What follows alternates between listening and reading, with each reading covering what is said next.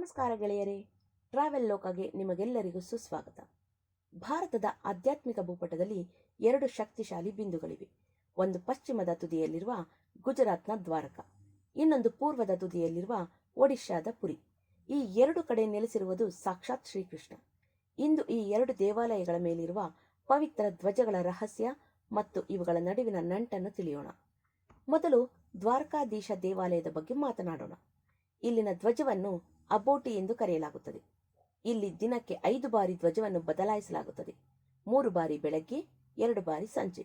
ಈ ಧ್ವಜವು 52 ಗಜಗಳಷ್ಟು ಉದ್ದವಿರುತ್ತದೆ. ಇದು ದ್ವಾರಕೆಯ ಆಳಿದ 52 ಯಾದವ ಕುಲಗಳನ್ನು ಪ್ರತಿನಿಧಿಸುತ್ತದೆ ಎನ್ನಲಾಗಿದೆ. ಇಲ್ಲಿನ ವಿಶೇಷವೆಂದರೆ ಗಾಳಿ ಯಾವ ಕಡೆ ಬೀಸುತ್ತದೆಯೋ ಅದರ ವಿರುದ್ಧ ದಿಕ್ಕಿಗೆ ಧ್ವಜ ಹಾರುತ್ತದೆ. ಈಗ ಪೂರ್ವದ ಪೂರಿ ಜಗನ್ನಾಥನ ಬಳಿ ಬರೋಣ.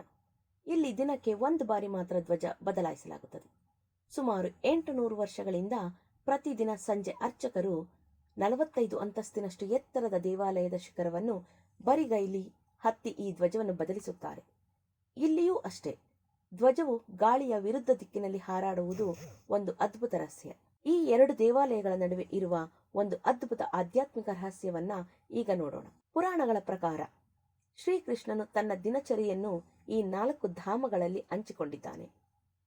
ಮೊದಲನೆಯದು ಬದರಿನಾಥದಲ್ಲಿ ಸ್ನಾನ ಮಾಡುತ್ತಾನೆ. ನಂತರ ದ್ವಾರಕಾದಲ್ಲಿ ವಸ್ತ್ರಧಾರಣೆ ಅಥವಾ ಶೃಂಗಾರ ಮಾಡಿಕೊಳ್ಳುತ್ತಾನೆ. ಪೂರಿಯಲ್ಲಿ ಭೋಜನ ಸ್ವೀಕರಿಸುತ್ತಾನೆ. ರಾಮೇಶ್ವರದಲ್ಲಿ ವಿಶ್ರಾಂತಿ ಪಡೆಯುತ್ತಾನೆ.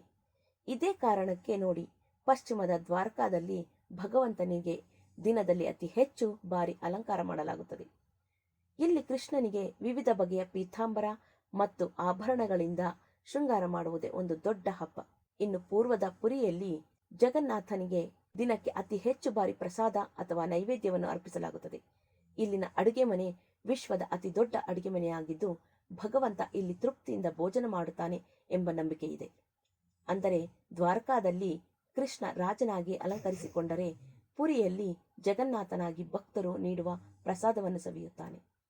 ಪಶ್ಚಿಮದಿಂದ ಪೂರ್ವದವರೆಗೆ ಕೃಷ್ಣನ ಈ ಲೀಲೆ ಎಷ್ಟು ಅದ್ಭುತ ಅಲ್ವಾ? ಈ ಎರಡು ದೇವಾಲಯಗಳ ಮೇಲೆ ಸುದರ್ಶನ ಚಕ್ರವಿದೆ. ನೀವು ನಗರದ ಯಾವ ಮೂಲೆಯಿಂದ ನೋಡಿದರೂ ಈ ಚಕ್ರ ನಿಮ್ಮನ್ನೇ ನೋಡುತ್ತಿರುವಂತೆ ಭಾಸವಾಗುತ್ತದೆ. ಈ ಧ್ವಜಗಳು ಕೇವಲ ಬಟ್ಟೆಯಲ್ಲ, ಇವು ಭಕ್ತರ ನಂಬಿಕೆ ಮತ್ತು ವಿಜ್ಞಾನಕ್ಕೆ ನಿಲುಕದ ಅದ್ಭುತಗಳು. ಗೆಳೆಯರೇ, ದ್ವಾರಕಾ ಮತ್ತು ಪುರಿಯ ಈ ಧ್ವಜಗಳ ಬಗ್ಗೆ ನಿಮಗೇನನ್ನಿಸಿತು? ನೀವು ಈ ಎರಡು ಜಾಗಗಳಲ್ಲಿ ಯಾವುದಕ್ಕೆ ಭೇಟಿ ನೀಡಿದ್ದೀರಾ? ನಿಮ್ಮ ಅನುಭವಗಳನ್ನು ಕಮೆಂಟ್ ಬಾಕ್ಸ್ನಲ್ಲಿ ತಿಳಿಸಿ. ಈ ವಿಡಿಯೋ ಇಷ್ಟವಾಗಿದ್ದರೆ ಲೈಕ್ ಮಾಡಿ ಮತ್ತು ಇಂತಹ ಇನ್ನಷ್ಟು ಪ್ರವಾಸದ ಕಥೆಗಳಿಗೆ ಟ್ರಾವೆಲ್ ಲೋಕ ಚಾನೆಲ್ಗೆ ಸಬ್ಸ್ಕ್ರೈಬ್ ಆಗಿ. ಮುಂದಿನ ವಿಡಿಯೋದಲ್ಲಿ ಭೇಟಿಯಾಗೋಣ. ಧನ್ಯವಾದಗಳು.